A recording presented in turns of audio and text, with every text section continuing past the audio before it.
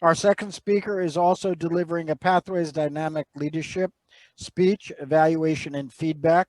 Lessons learned at the 2021 District 48 conference. You remember that? That was about a week ago. Do you ever write down the lessons you learn? Do you focus on the positive? Shirley has attended several district conferences, but this one was different. Shirley will share with us what she learned from the 2021 conference and how it can work for the youngest and funnest club in Tampa Bay. Please welcome our club president, Shirley Rowell. Lessons learned at the 2021 District 48 conference. How many of you know how to ride a bike? Can I see your hands? So you've had the experience. Do you remember when you were young, that experience of trying to get on a bike and then your body didn't like really work the way you thought it was going to do, but you had to try? So we learn with our mind, but then we have to experience it with our body. And then we keep on with a machine or a thing to learn how it works. Different people learn different ways. Some of them want to study first, watch first, figure it out, and then try. And then there's other people that love to, don't tell me anything, and they just jump right in and learn the hard way. Well, I'm going to tell you, Toastmasters and welcome guest, my experience and what I learned at the conference. I learned a lot, but I'm just going to focus on a few things. Now, first of all, I went with an intention.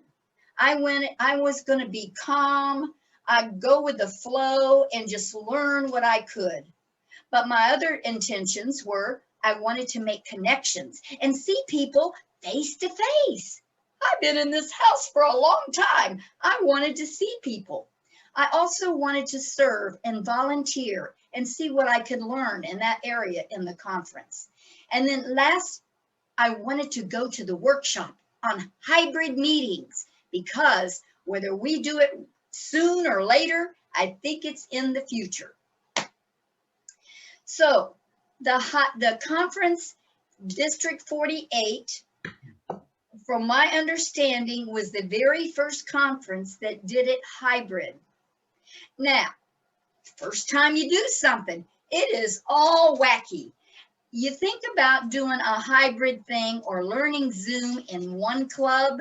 Think about doing it in multiple rooms with multiple equipment, with people that really don't know what they're doing. So I observed a lot of people. Some of them were running around and they were jumping in and thinking they knew what they were doing, but the equipment didn't work. And then I seen others, don't bother me, I'm focusing on it, I'm going to fix it. So what did I choose to do? I tried to be calm and just let things go with the flow. Now, I was an assistant to a speaker. Oh, I figured it all out, what you do from the past. I seen how they do it, but it didn't happen that way. I went in the room and I was supposed to be in control of the computer with a Zoom. And this particular speaker, William Hung, who was talking about how to become a TEDx speaker, he was wonderful, but he had 5 different openings on this computer of a YouTube for his presentation. Let me tell you, if you're ever going to do a presentation, you have somebody else working with you, you need to go over it a little bit. Well, it started, and it had to start because we were on Zoom. So I sat down calm as I could be, not knowing what I'm doing, and it really didn't go too well. But I didn't feel too bad when somebody jumped in and said, I'll take over, and they got on it, and I thought, okay, let's see how this goes. That didn't go well for them either. But what I did learn from the presenter, he was calm. He went with the flow. He understood, okay. And so people in the audience said, just keep talking, just keep talking. And he did. And he never made anybody wrong. And I just observed that. And I just am so proud of some people that know how to keep not only their mind, but their emotions under control. Stefan Valencio, he helped out the last day with Mark Guy. Now, Mark Guy didn't have a PowerPoint, but Stefan went in there and he focused and he did the job. I heard a lot of compliments on him. So he learned by being calm, going with the flow, and learning the lessons. Now, what does that mean to you? How does that affect your speeches? Have you ever gotten nervous? I think a lot of people have gotten nervous. And what they do is they go up, just be with the feelings for a little bit, and they subside and be calm. If you forget your spot and you don't know where you are, be in the moment and just let it flow. And then write down what the evaluator said. I listen to evaluators, but do you ever really write down what they asked to give you and work on it the next time? I find it very valuable when I go and go to different clubs to make a list. What did I learn? What did I learn? Because there is so much information out there in the world to learn and how you learn it. I know that there's a quote by Catherine Pulitzer, and she says that one of the most valuable lessons you can learn in life is to learn how to be calm. So I ask you, keep learning. And what did you learn today, Mr. Toastmaster? Our second speaker is Shirley Rowell, and her evaluator will be Andy Byrne. Take it away, Andy. Thank you very much, John. Jim had done us the favor of sending us some information of different techniques for providing evaluations. And I also included a document that shows 9 different techniques to evaluate. In this evaluation, I'm going to focus on the type of impact. How did I feel? What did I see? What did I hear? Your evaluations are best done not in a criticizing way, but in an impact, how it meant to you. How did you feel? What did you experience? And that's what I'm going to do for Shirley's speech right now. Shirley's speech is from the dynamic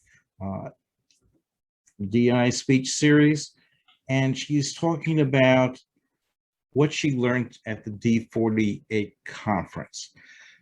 One of the things that Shirley did well was engage her audience. She was standing up to deliver it, and she began with a question.